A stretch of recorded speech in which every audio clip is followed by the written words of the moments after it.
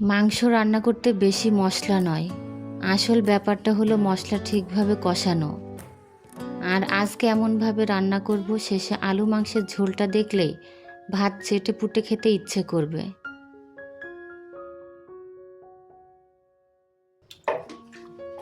প্রথমে মাংসগুলো ভালো করে নিয়ে এর মধ্যে একে একে প্রয়োজনীয় মশলা দিয়ে মাখিয়ে নিচ্ছি।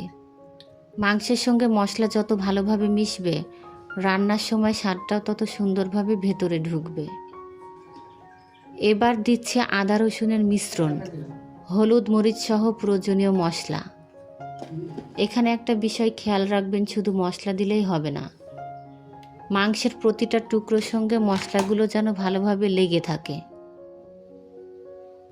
সব কিছু হাত দিয়ে ভালো করে মেখে নিচ্ছে, আর এর সঙ্গে আলুগুলো প্রস্তুত করে নিচ্ছে। কারণ এই রান্নায় মাংসের পাশাপাশি আলুটাও কিন্তু কম গুরুত্বপূর্ণ না।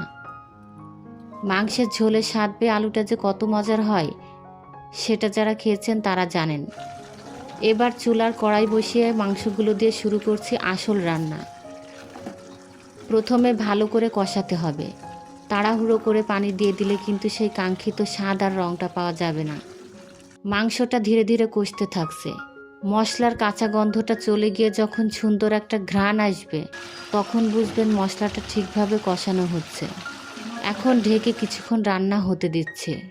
মাংস থেকে যে পানি বের হবে, সেই পানিতে মাংস আর মশলাগুলো সুন্দরভাবে মিশে যাবে, আর এই সময়টাতে রান্নার আসল স্বাদটা তৈরি হয়। দেখতেই পাচ্ছেন মাংসটা বেশ সুন্দরভাবে কষে এসেছে। তারপর প্রয়োজন মতো পানি দিয়ে আবার ঢেকে দেব।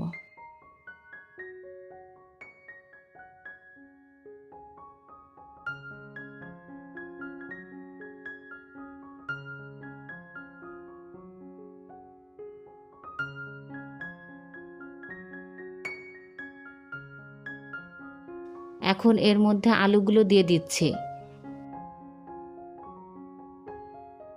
এবার ধীরে ধীরে রান্না হতে দিচ্ছি, যতক্ষণ না মাংস আর আলু দুটোই ভালোভাবে সিদ্ধ হয়ে যায়। রান্নাটা যত ধীরে হবে, মশলার স্বাদ তত সুন্দরভাবে মাংসের সঙ্গে মিশে যাবে। আর দেখুন, অবশেষে আমাদের মাংস আলু রান্নাটা একদম তৈরি। মাংস নরম, আলু মশলায় মাখামাখি, আর ঝোলটাও একদম জমে গেছে। এমন রান্না হলে গরম ভাতের সঙ্গে আর কিছু লাগেই বা কেন।